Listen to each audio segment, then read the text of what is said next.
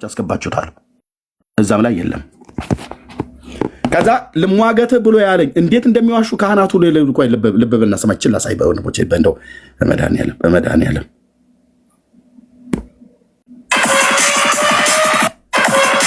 እና አቤል አቡና ወይ ያደለ ቆይ እንዴ ጠብቁኝማ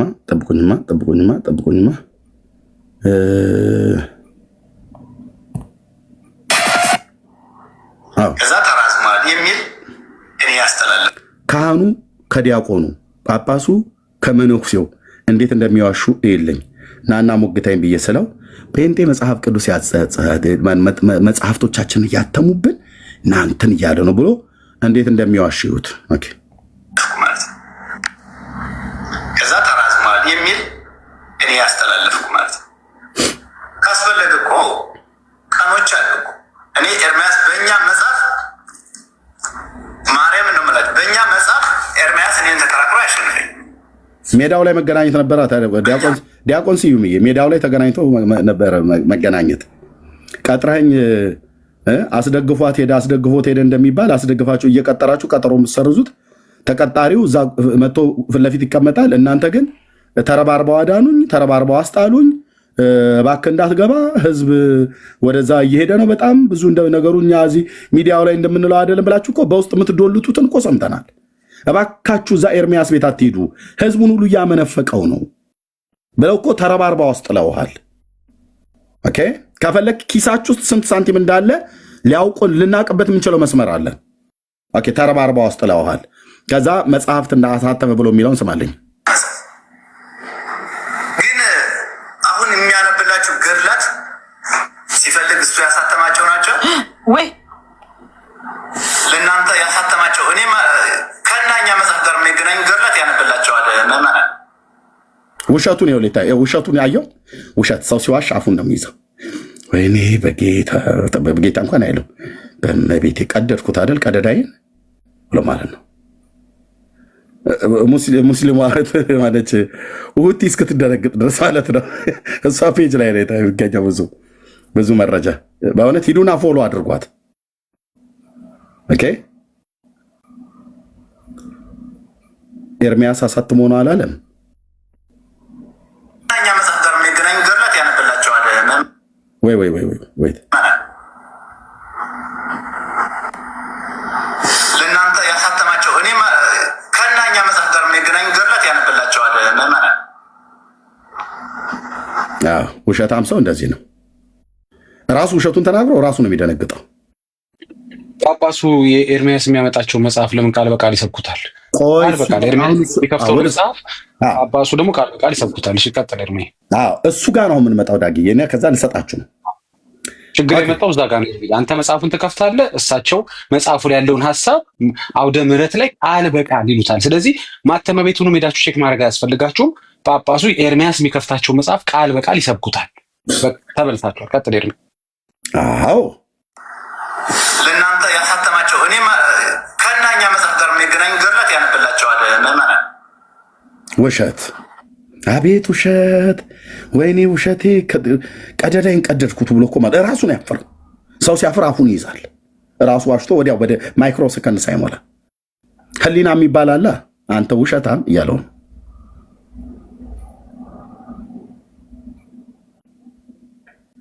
ፈረደበት። አሁን ኤርሚያስ የኤርሚያስ ሃይማኖት ፕሮቴስታንት በቃ ሊጨፈጭፍ ማለት ነው።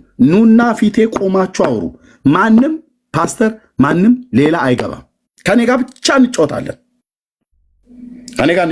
ብቻ ኑ። የትኞቹ መጽሐፍት እንዳሳተሙ እንደዚህ ነው የሚዋሹብን።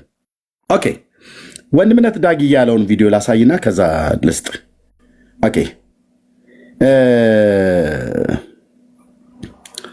ጳጳሱ ሁሉ ጭምር ሳይቀር እኔ ባሳተምኩት መጽሐፍት ላይ ነው እንደ አግኝተው የሚያወሩት። ማርያም ለኃጢአተኞች ሞታለች ብሎ የሚለውን ደጋግመን ስንት ጊዜ አሳየን አይደል? ስናሳይ አይ ይሄ የኮምፒውተር ኤረር ነው አላችሁ። ከዛ ደግሞ ያው ጴንጤ እንደምታውቁት እጁ ረጅም ነውና አስገብተው ጽፈውበት ነው አላችሁ። ከዛ ደግሞ ምንድነው የትርጓሜ ስህተት ነው። ይሄን ትርጉም ለመረዳት የግድ ኦርቶዶክስ መሆን አለባቸው አለን። ገድላት ድርሳናትን አንብበ ለመረዳት የግድ ከፕሮቴስታንትነት ከሙስሊም መጥቶ ወይ ከካቶሊክ መጥቶ ኦርቶዶክስ ሰው መሆን አለበት። የተጻፈ አማርኛ አንብቤ ለመረዳት ሃይማኖት መቀየር አይጠበቅብኝም። ጥሩ አንባቢ መሆን ነው። በእናከን ወናተን መለየት ማለት ነው። ኦኬ ምን አሉ ታዲያ? እሺ ኤርሚያስ የጻፋቸው መጽሐፍቶች ፕሮቴስታንት የጻፋቸው መጽሐፍት ከሆኑ ጳጳሳቱ ምን ይላሉ?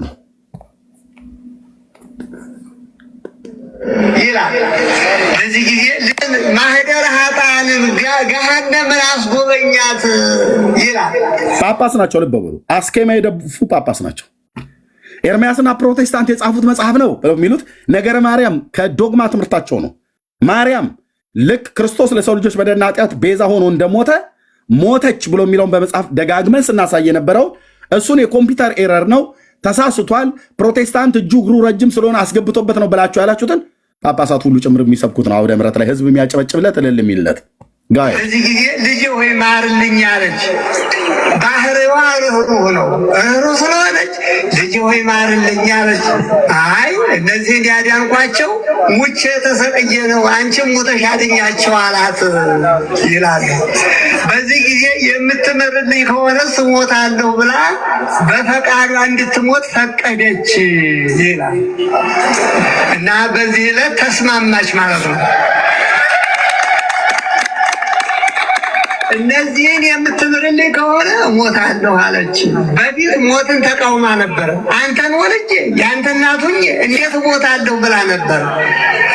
አይ እኔ ሙቼ ነው ያዳንኳቸው። እነዚያን የጎበኘሻቸውን ያስጎበኘውሽን ደጋጉን ያዳንኳቸው ሙቼ ነው፣ አንቺም ከሞት እምርልሻለሁ አላት። ያን ጊዜ እንድትሞት በጭካኔ ጨክና ስለ ኃጥአን ሞትን ለመቀበል ተስማማች ይላል። ስለ ኃጥአን ሞትን እንድትቀበል እንድትሞትላቸው እሷ ካልሞተች በስተቀር እነዛ 9999 ነፍሳት ስለማይድኑ የኢየሱስ ሞት ስለማይመለከታቸው ይታይ። እንግዲህ ከጳጳሳቱ ከሊቀ ጳጳሳቱ እንድትሞት እኚህ ሊቀ ጳጳስ ናቸው። ከሊቀ ጳጳሳቱ እስከ ሊቃውንቱ ከአዛውንቱ እስከ ባልቴቱ የሚሰብኩት ጉባኤ መድረክ ጉባኤ ሰብከው ጉባኤ ከፍተው መድረክ ላይ አውደ ምሕረት ላይ ቆመው ህዝብ የሚያጨበጭብለት ትምህርት ነው የሚያስተምሩት።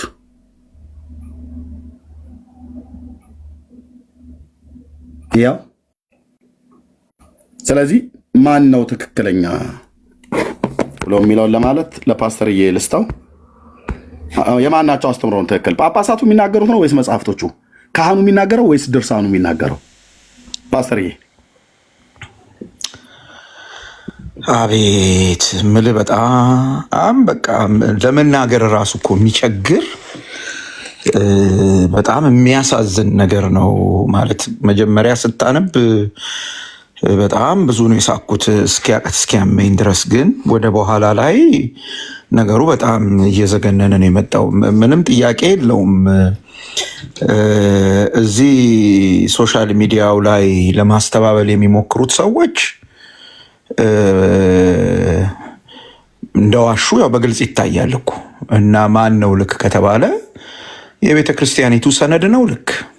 የቤተ ክርስቲያኒቱ ሰነድ ነው ልክ። የቤተ ክርስቲያኒቱ ሰነድ ልክ አይደለም የሚሉ ከሆነ ይሄ ሰነድ በቤተ ክርስቲያኒቱ መወገዝ አለበት፣ መወገዝ አለበት።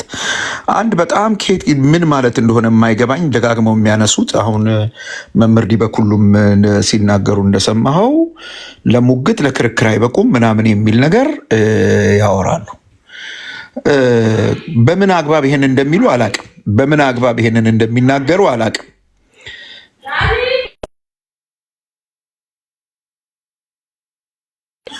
በምን አግባብ ይሄንን እንደሚናገሩ አላቅም። ሎጂክ ነው? ህግ ነው?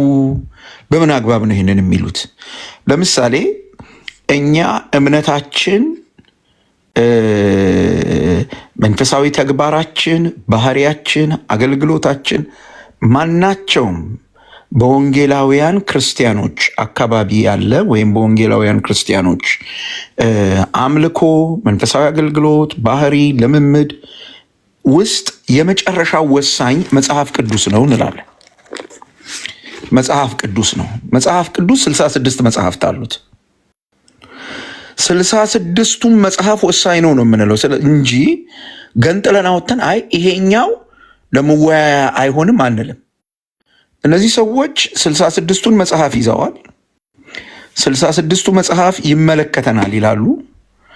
ልክ ነኝ አይደል? የ80 አሐዱ አካል ነው አይደል? 66ቱ መጽሐፍ ልክ ነው ፓስተር።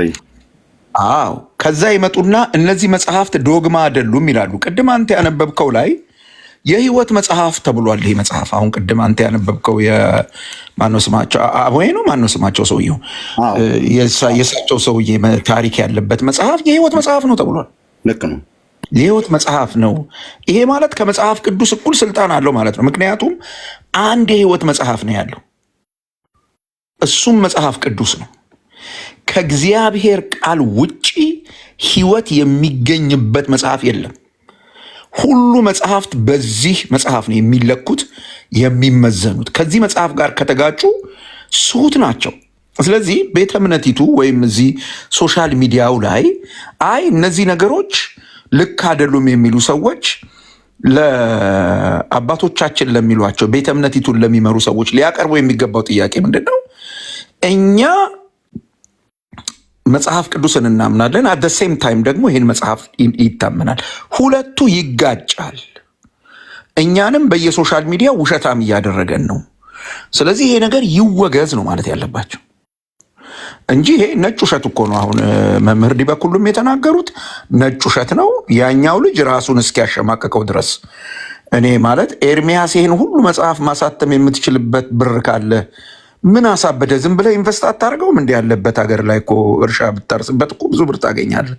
አንዳንዴ ህዝቡን በጣም አንደርስትሜት አድርገው አድማጮቻቸውን በዚህ ልክ የሚሰሟቸውን ሰዎች መናቅም ተገቢ አይደለም።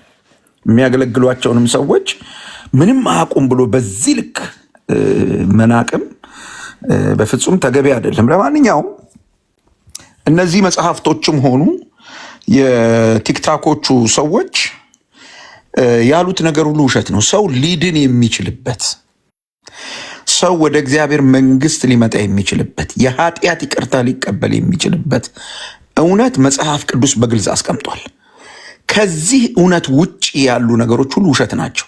ስለዚህ አሁን ያሳየህን የቄሶቹ እነዚህ የመምህር ዲበኩሉም የልጁም ውሸት የመጽሐፍቶቹም አንድ ላይ የሚጋጩት ከዚህ የእግዚአብሔር ቃል ጋር ነው። ጌታችን ኢየሱስ ክርስቶስ ከሙታን ከተነሳ በኋላ ለ40 ቀን ከሐዋርያቱ ጋር ወይም ከደቀ መዛሙርቱ ጋር በነበረው ቆይታ ውስጥ ያደረጋቸው ነገሮች አሉ እና በትንሣኤው እንዲያምኑ ከፍተኛ ትግል ነው የተካሄደው እና ልክ በትንሣኤው በኢየሱስ ክርስቶስ ትንሣኤ ሲያምኑ ያላቸው ነገር ይህንን ነው። እኔ በደንብ ኦርቶዶክሳውያንም ሊያስቡበት የሚገባ ነገር ነው ብዬ አስባለሁ። ሉቃስ ወንጌል ምዕራፍ 24 ቁጥር 24 ጀምሮ ያለውን ተመልከት። እርሱም ከእናንተ ጋር ሳለሁ በሙሴ ሕግና በነቢያት በመዝሙራትም ስለ እኔ የተጻፈው ሁሉ ይፈጸም ዘንድ ይገባል ብዬ የነገርኳችሁ ቃሌ ይህ ነው አላቸው ይላል። ልብ በል። የብሉይ ኪዳን መጽሐፍት ነቢያቱም ሆኑ ሕጉም ሆነ መዝሙራትም ሆኑ የሚያወሩት ስለ እኔ ነው ያለው ጌታ ኢየሱስ። እና እነሱ ስለ እኔ የተናገሩት ነገር ሁሉ ሊፈጸም ይገባዋል። ለዚህ ነው የሞትኩት፣ ለዚህ ነው የተነሳሁት ወይም በዚህ ሂደት ውስጥ ያለፍኩት። ከዛስ የእግዚአብሔር ቃል እንዲህ ይላል፣ በዚያ ጊዜ መጽሐፍትን ያስተውሉ ዘንድ አእምሯቸውን ከፈተላቸው፣ እንዲህም አላቸው። አእምሯቸው በተከፈተ ጊዜ ጌታ ኢየሱስ የተናገረውን ነገር ነው እንዲሰመርበት መፈልገው። ምን ብሎ ይናገራል?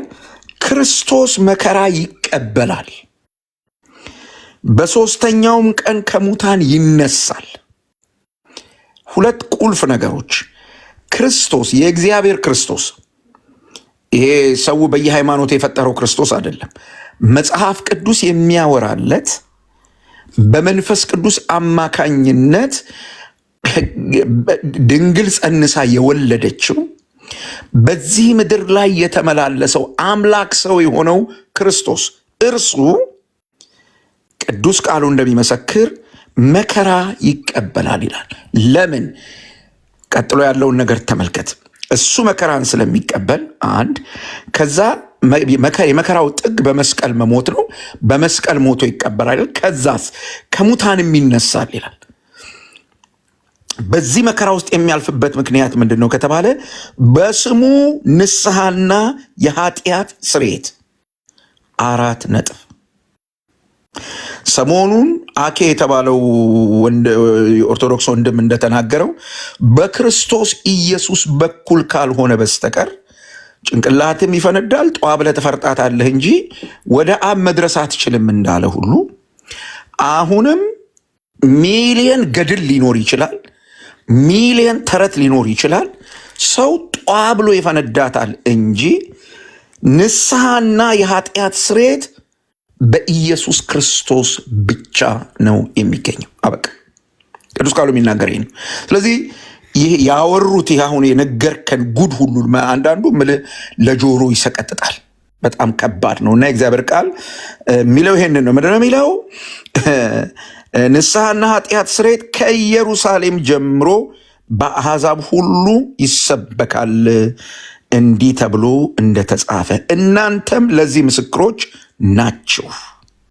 እነሆ አባቴ የሰጠውን የተስፋ ቃል ልክላቸዋል ብሎ ጌታ ኢየሱስ ተናግሯል። ከመሰከርን ይህንን ነው የምንመሰክረው። ከዚህ ውጭ ያለው ነገር ግን በጣም በጣም ስህተት ነው። ስለዚህ አሁን ቅድም ያነበብክልን ማነው ስማቸው ገድል የተባለው ታምር የተባለው ከዚህ እውነት ጋር የሚጋጭ ስለሆነ ክህደት ነው፣ ውሸት ነው፣ ምንፍቅና ነው። ኋላም ላይ ደግሞ ያሳየህን ማን ሳምራ ነው ያልካቸው